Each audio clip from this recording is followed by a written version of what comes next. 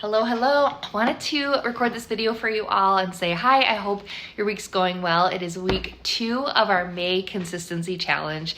This week we're focusing on progress over perfection and making small wins consistently every day through small time periods. So I talk a lot about in the podcast for this week. So if you haven't listened to that yet, go do that. But in that episode, I talk a lot about using just like 10 minutes to get started. And for those that struggle with attention or focus or just like getting motivated or in the mood to do the thing that you need to do, my advice is just start.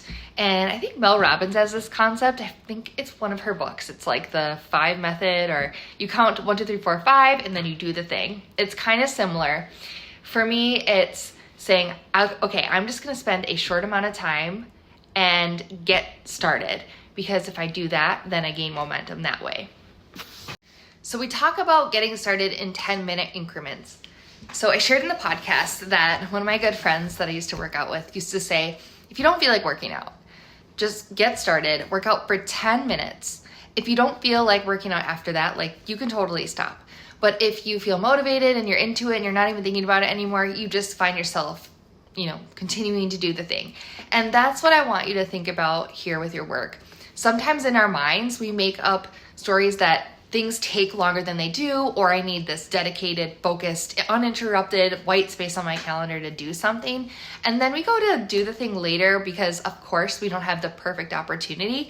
And it's like, oh, that wasn't that hard, that wasn't that bad or terrifying, and actually it only took me 2 minutes, right? We let these things pile up. So let me give you an example. I wanted to go through and make updates to a procedure that I had somebody review. So I had this email from this person that was like, love the procedure, here's my feedback, and here's like some ideas of what you could do. I also left comments and made edits inside the procedure. And I was like, this is wonderful. And okay, seems like I'm gonna need undivided attention to go through their feedback, make those edits and changes. So I kind of I wouldn't say I put it on the side, but it was something that instead of just tackling right away, I was like, okay, cool, like that's a to-do, right? So this week during May Consistency Challenge, I was like, okay, the meeting's coming up soon where I want to talk about this with the team. Let me sit down and make these edits. And then I actually read her email in this 10-minute slot that I gave myself. And I was like, oh, these are things that I agree with that I had already entered. And she was just saying love, love, love, consider formatting. And she actually already made these edits for me. I didn't have to do them. So a lot of wasted time there. And so that is the power of 10 minutes. Get started. You'll be surprised.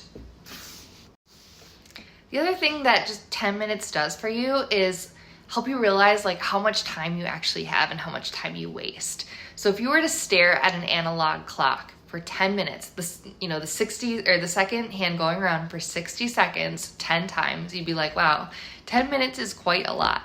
We get hyper-focused, right? And so that 10 minutes flies by, but when you are ready to work on something and diving in, you can make a lot of intentional progress.